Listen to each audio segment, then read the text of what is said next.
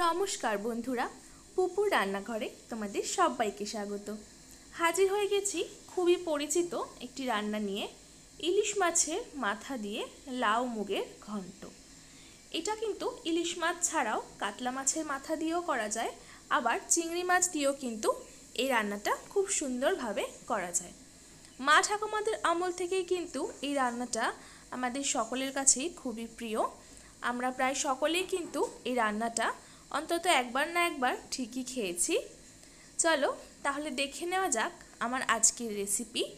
খুব সহজেই বাড়িতে কিভাবে ইলিশ মাছের মাথা দিয়ে লাউ মুগের ঘন্ট বানিয়ে নেওয়া যায়। কি কি লাগছে এই রেসিপিটা বানাতে সেটা একবার দেখে নিই। প্রথমেই আমি এখানে নিয়ে নিয়েছি লাউ কেটে। এইভাবে কিন্তু টুকরো টুকরো করে লাউ কেটে নিতে হবে, সরু করেই কুচিয়ে নিতে হবে। ইলিশ মাছের মাথা নিয়েছি, দুটো মাছের মাথা আমি এখানে কেটে নিয়েছি, ভালো করে ধুয়ে লবণ আর হলুদ মাখিয়ে রেখেছি। এরপর কড়াইতে 4 টেবিল চামচ সর্ষের তেল দিয়ে মাছের মাথাগুলো ভালো করে কিন্তু ভেজে নিতে হবে।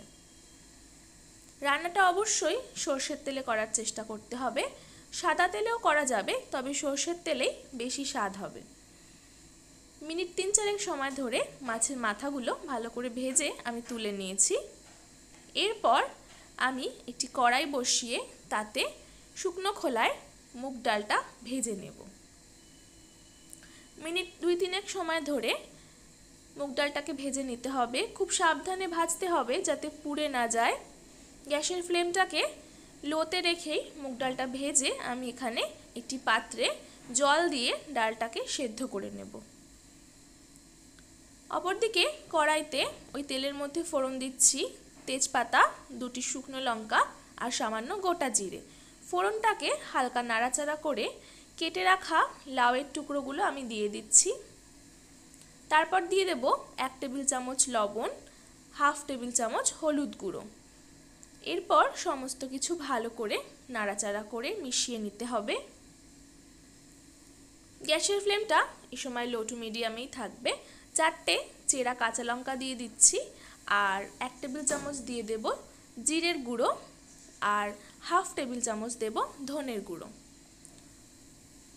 সব কিছু দিয়ে ভালো করে নাড়াচাড়া করে মিশিয়ে নেব। স্বাদের জন্য সামান্য পরিমাণে একটু চিনি ব্যবহার করছি, তবে এটা না দিতে চাইলে নাও দিতে পারো। সব কিছু ভালো করে নাড়াচাড়া করে মিশিয়ে ঢাকা দিয়ে গ্যাসের ফ্লেমটিকে লো টু মিডিয়ামে রেখে 4-5 মিনিট আমি সেদ্ধ করে নিয়েছি।